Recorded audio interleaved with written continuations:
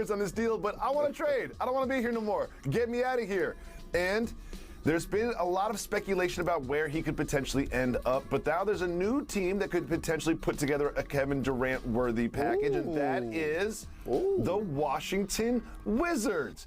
Interesting, Mr. Rose. I have not heard this before, but recently the Wizards could put together a package with a bunch of draft assets and some young players that maybe could entice Sean Marks and the Nets to deal KD to his hometown team. I don't know why, but in the media, we always want players to play for their hometown team. I don't know why we do this, but we always do it. Is there any chance we could see a surprise team like the Wizards enter the KD sweepstakes?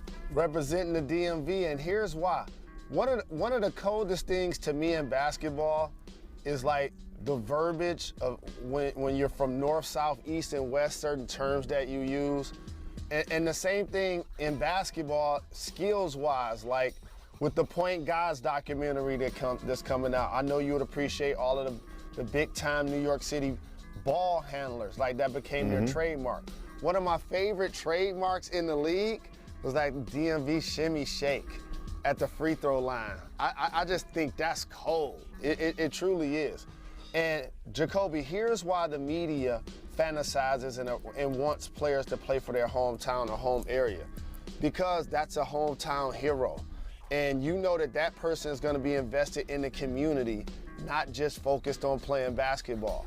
So that's what makes that relationship different. And so absolutely, if you're the Washington Wizards and you're Tommy Shepard and you can find a way to team KD up with Bradley Beal, you do that. You definitely do that. And so I like to hear that they're in the conversation. But again, when you call GM Jaylen, like, I was looking at their roster and I saw them play last year. You know what? Okay. Let's call GM Jaylen right now. Okay, cool.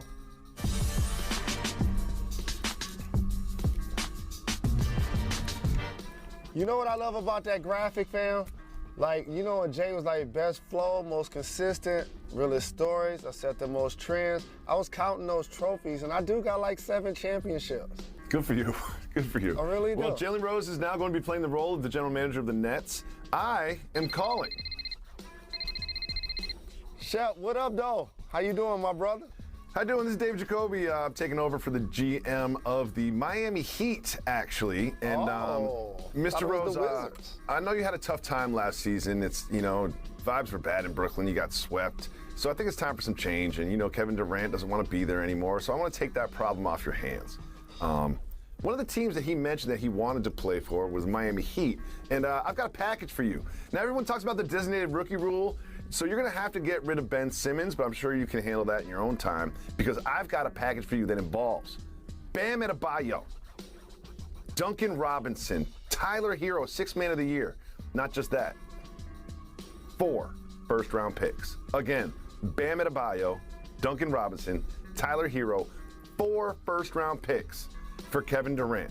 All you have to do is find a trade partner for Ben Simmons, and we can lock this in today. See, the one thing about like the Miami culture that I know is like the Patriots in football. Like when Bill Belichick and Pat Riley calling, like you gotta look at the phone twice. You know what I'm saying? You gotta measure twice and cut once. So I know who I'm talking to on the phone. Since showtime, and I have to say a couple of things. Those 4 first-round picks are going to be late in the first round since you're going to have Spo on the sideline, KD and Jimmy Butler on the team. You're in Miami and people going to always come want to play there because of your culture and what you've established, but also save on state taxes. I want to ask another question. How many, and you know I love Duncan Robinson. You know it's my Wolverine guy. And you know I love Tyler Hero. I just saw his chest the other day all tatted in the gym. Great tattoo. How many All-Star appearances combined did they have so far? Bam Adebayo, All-Star appearance. No, I'm talking about those two. I'm talking about those two. Oh, yeah, well, the thing is, you're betting on their future, Mr. Rose. I mean, Tyler Hero's only been in the league for 3 years. You know, so he's the future All-Star appearances, at least a dozen between the 3 of them. Well, I was just at the playoffs, and y'all weren't using Duncan Robinson, and y'all lost to the Celtics. So let's talk about Bam. Did you see that there were multiple games that Bam was in single-digit points? He wasn't aggressive. He makes winning plays. He sets picks. He moves the ball. You see his passing has really improved. Great defender, one of the best defenders. I love Bam. Like, I believe like Jalen Durant can become a player like Bam. Like, I like Bam a lot, but I need him to be more consistent. Like, his best games in these playoffs were when Joel Embiid was out and when the Celtics bigs were out, like Time Lord in particular. So this is like, here's the thing. I just don't think like you guys had the assets to get the deal done. Okay, that's fine. You know what, Mr. Rose? Mr. Rose, that's fine. I want to propose something to you. No, that's fine. If you don't think you get the deal done, you just run it back. What you did last year, do that again. You're going to have an unhappy KD, an unhappy Kyrie, an unhappy Steve Nash, and who knows if Ben Simmons is even going to play. So enjoy that season. Have a great time. How about I got to ask one question? You'll be watching. I got to ask one question. Really important. Enjoy the playing game. I'll trade you KD. And when you call me back, think about this. If you include a package that gets me Spo. Okay, break it up. Break it up. I'm sorry, I can't hear you. We'll take it to text. Let's take it to text. Bye. Gee. Oh, GM Jalen. Spo a great asset. I'll bring Spo in. I'll bring Spo in and I'll make him a part owner. You know what I'm saying? I'll do like a football, baseball type thing with him. He's that valuable. But no, I don't believe that he had the assets on paper to get a Kevin Durant today. Jalen, one day, we're going to get GM Jalen to agree to a Kevin Durant trade. And it's not going to be Giannis, and it's not going to be Steph. Will there be a trade that GM Jalen would accept for Donovan Mitchell? We'll find out after this. Is it the Knicks enough? For New York City, welcome back to Jalen Jacoby, Jalen Anthony Rose. It just kind of seems inevitable. It seems like it's a done deal that Donovan Mitchell will eventually be traded to the Knicks. However, seems like talks have slowed down and they will, quote, re-engage here at some point. Jalen, is it Donovan Mitchell or bust for the Knicks? I believe it's going to happen at some point, and yes is the answer. And you already see him taking his introductory victory laps. He's throwing out the first pitch everywhere in metropolitan New York City. He's getting ready for it to happen also. And let me just tell you this. He's someone that grew up in Connecticut. He deserves this opportunity.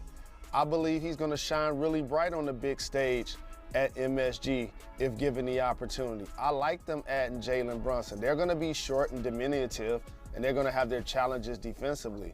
But I'm going to tell you what, Tibbs likes to put the ball in his guards' hands.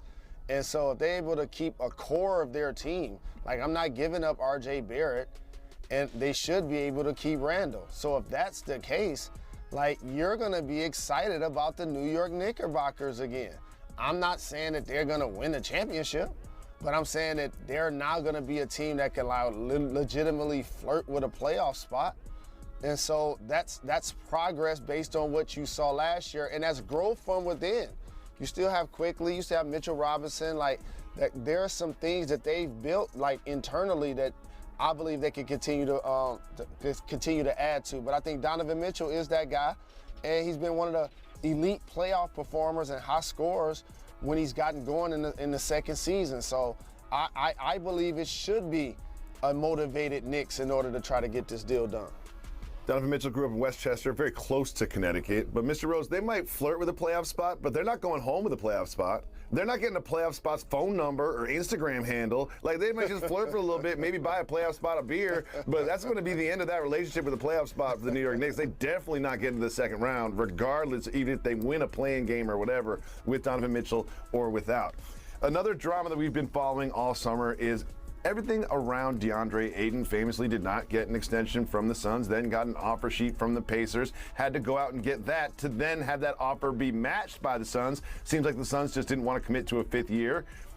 I would be insulted if I was DeAndre Ayton, but he says he's happy, the process is over, he's going to put it all behind him, and he's looking forward to competing for a championship with his brothers. Is it all good if you're DeAndre Ayton? It is all good today, and I'm glad you used the term insult, because if you're a competitor, that means you also have pride. So basically, how do you feel when you're not the first choice? And when you've had success already somewhere and they've seen you improve and they've watched you elevate yourself, but they don't take care of you, yet a building that you haven't been in the last few years steps up to try to take care of you. So everybody's gonna feel some type of way at some point. However, when you ink that deal, Jacoby, ooh, it feels good. Yeah, I don't care who giving you the money, okay? He just changed generations on generations on generations. So he like, thank you, thank you, thank you. But basketball-wise, when they start back, we can't ignore how their season ended.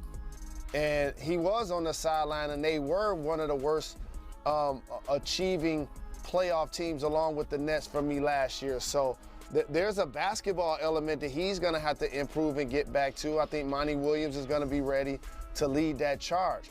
And also Chris Paul, it seems like when he turned 37, I believe, you know, those were some bizarre performances that he had late in the season also. Yep. So like the Suns are due for a bounce back. Like Jalen Brunson need to send them a thank you because they helped him get paid. Sure did. You see what I'm saying? And sure did. So I know he's happy to be back, but it's gonna be great to see how the Suns respond. That's what I'm looking forward to seeing. I believe that they're gonna have a big response. Devin Booker's gonna have a big response to how they flamed out in the playoffs this year.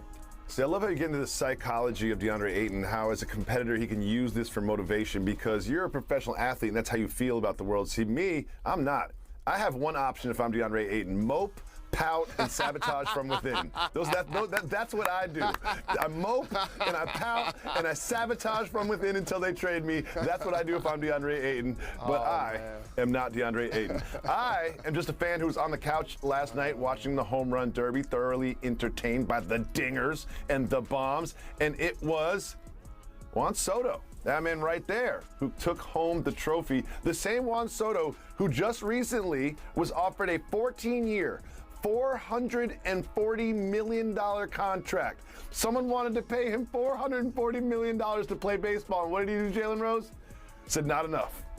Is it smart to turn down a $440 million contract? In his case, yes. There's a few things I want to say. I want to thank hip-hop for allowing rap music to become mainstream to the point where I'm watching sporting events and I'm seeing fans, in particular those that look like you, wearing huge gold chains, replicas, whether they're real, whether they're fake, whether they're cubic zirconium, whether they have, you know, princess cut diamonds. Like I'm just so happy for rap music and hip hop. So that's one thing. The other thing I want to say is 14 years. Like that's baseball and having the greatest union in professional sports.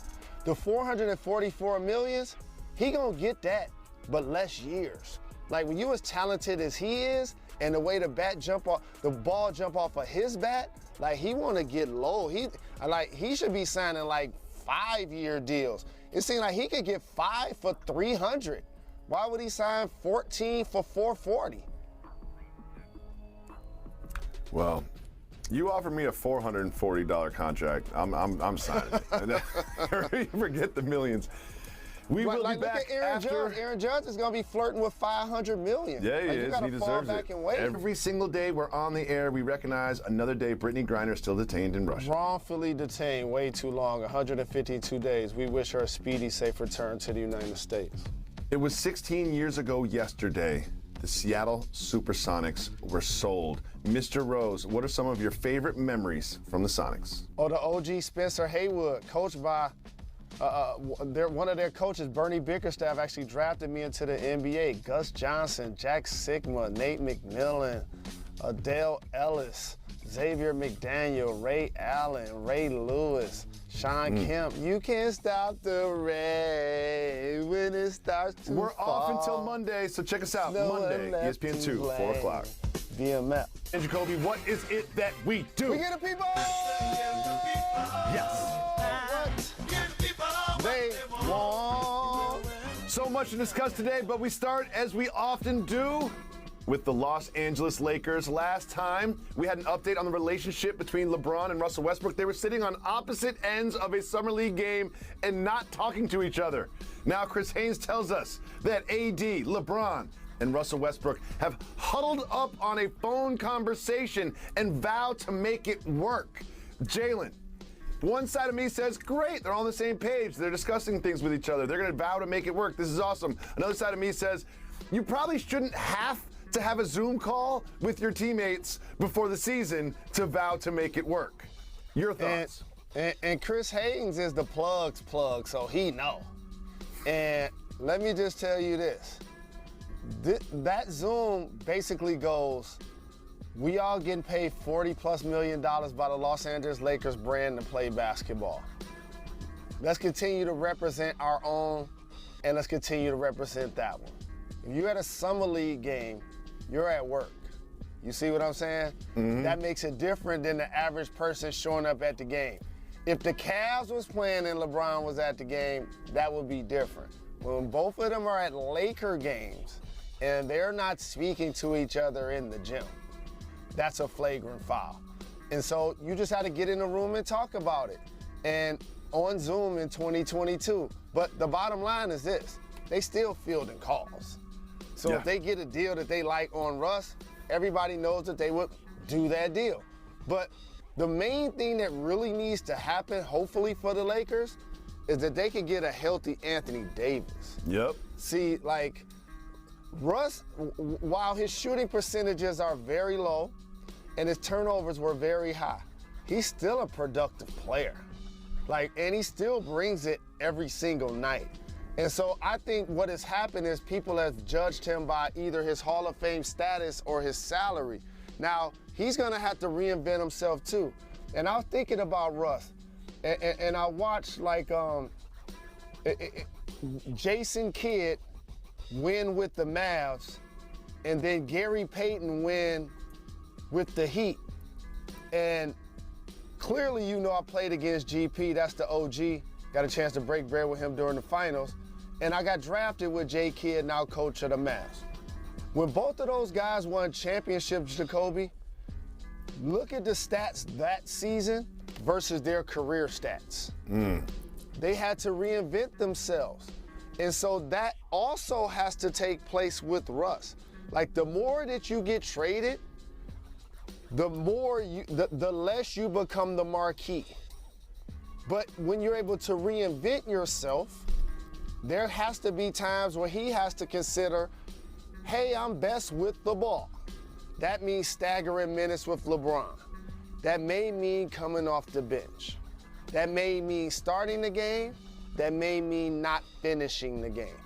That has to be that same attitude and energy, Jacoby, when you're talking to the young fellas in Summer League and you're encouraging them. It has to be the same person. You feel what I'm saying? Yep. And AD clearly is gonna be the catalyst for all of this because you still need him to be a top 10 player. And so if LeBron's playing like he was just playing the last season, here's something you'll appreciate. When you're younger like a Luka, your numbers jump off the page and you can carry the team. You see what I'm saying? But when you get older like LeBron, you still getting your numbers. It's almost like the Drew League. Yeah, they was balling, he had 40, but they only won by 2. You know what I'm saying? And he had DeMar DeRozan on his squad. It's the same thing in the league. They're gonna need AD to be that anchor, Russ to be able to reinvent himself, and LeBron to still be able to pace himself while still be dominant. One thing to pay attention to is Russell Westbrook and his long-term agent have parted ways. And in his agent's statement, he said that it was his suggestion that Russell Westbrook stay with the Lakers, go under the support system that Darvin Ham has going to provide him, and that would eventually be the best thing for him. What's interesting about that being in the statement is it hints that Russell Westbrook is not interested in that route. It seems like Russell Westbrook is the one who needs to be convinced to sort of buy in and vow to win a championship. What do you think would be best for him, to stay with the Lakers or to move to another team where he can be, quote unquote, the guy? Well, Russ is a pro. He's a future Hall of Famer. He knows how to comport himself, right? But also, again, there has to be personal accountability, Jacoby. as a player to reinvent yourself. That's what happens when you become a legend. That's what happens when you become a vet. That's what happens when you become an OG. There are different phases that you become. There's a reason why Sean Carter and Combs both have so many nicknames over the past 20 to 25 years, because they've been able to reinvent themselves. Just like I mentioned with Gary Payton with the Miami Heat, just like I mentioned with Jason Kidd later in his career with the Dallas Mavs. And plus, they're paying you top dollar in a salary cap sport. So based on that, you need that piece of the puzzle to be productive, or you just can't get towards your goals. So it's going to be fascinating to watch. It's going to be interesting to see how it plays out. But again, AD being a top 10 player is what really is going to drive this thing for the regular season if you're the Lakers. It's a good point, and they are the Lakers, so we always start the show with them. But the biggest news in the NBA